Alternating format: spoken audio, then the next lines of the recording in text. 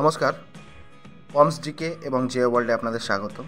আজ অনেকদিন পরেই অর্গানাইজার টিচারদের উদ্দেশ্যে হাজির হয়েছি কিছু কথা এবং কিছু বিষয় সম্বন্ধে উল্লেখ করবার জন্য।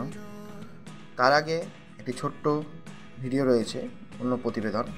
সেই প্রতিবেদনটি আপনারা দেখুন, তারপরে বিস্তারিত বলব। মৃত্যুর পর মিলল চাকরি, আমলের নিয়োগ মামলার জের।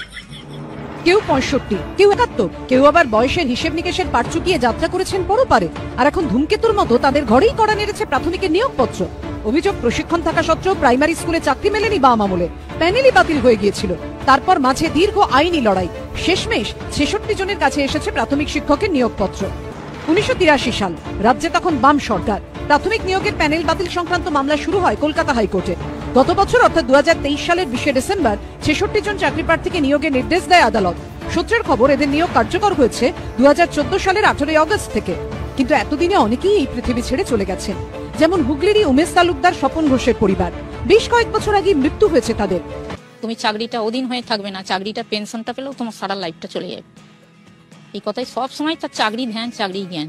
এত পয়সা খরচা করেছে, সে আর বলে কাজ নেই। লুকিয়ে নিয়ে চলে যেত টাকা, যেটুকু চাষের আয় হতো ওইখানেই ঢেলে দিত যে আমি চাকরি করব। খুবই ইচ্ছা, হ্যাঁ, শেষ বয়সে নিজের চিকিৎসার টাকাটুকু ছিল না। একই পরিস্থিতি খানদানের বাসিন্দা উমেশ তালুকদারের স্ত্রী জ্যোতি তালুকদারের। 3 বছর আগে মারা গেছেন স্বামী, যার চাকরির নিয়োগপত্র এসেছে গত মঙ্গলবার। আপনাদের চাকরির জন্য হঠাৎ করে অ্যাপয়েন্টমেন্ট লেটার বাড়িতে এসেছিল? হ্যাঁ, কবে এসেছে? মঙ্গলবার। তিনি জীবিত আছেন? খবরটি একটি বিশেষ সংবাদ মাধ্যমে কিছুদিন আগেই এটি উঠেছিল। তো এটি বহুত পুরনো মামলা, প্যানেল বাতিলের। তার নিয়োগপত্র মানুষ না থাকা সময়ও আসছে। তো সেই বিষয়ে বলবার যে আপনাদের ভিডিও করতে গিয়েও আমি অনেক আশাহত হয়েছি, বারবার ডেট দিয়েছি, ডেট মেলেনি।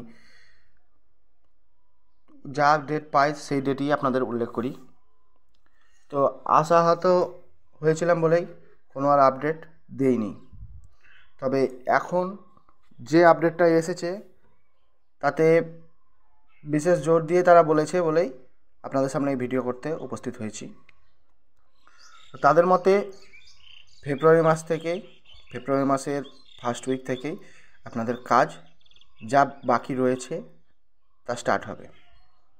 তারা যে কথাটি উল্লেখ করেছে সে কথাটি আপনাদের সামনে তুলে ধরছি। বলছে অর্গানাইজার টিচারদের আর বিশেষ কিছু বাকি নাই। অর্গানাইজার টিচারদের যা রিক্রুটমেন্টের যা জট রয়েছে তার সমস্ত জটই খুলতে শুরু করবে ফেব্রুয়ারি মাস থেকে।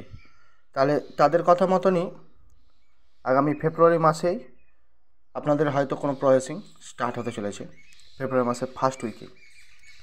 তো ফেব্রুয়ারি মাসের ফার্স্ট উইক থেকে যদি আপনাদের প্রসেসিং স্টার্ট হয় তো তার কিছুদিনের মধ্যে হয়তো সমস্ত প্রসেসিংয়ের নিয়োগ মিটে যাবে।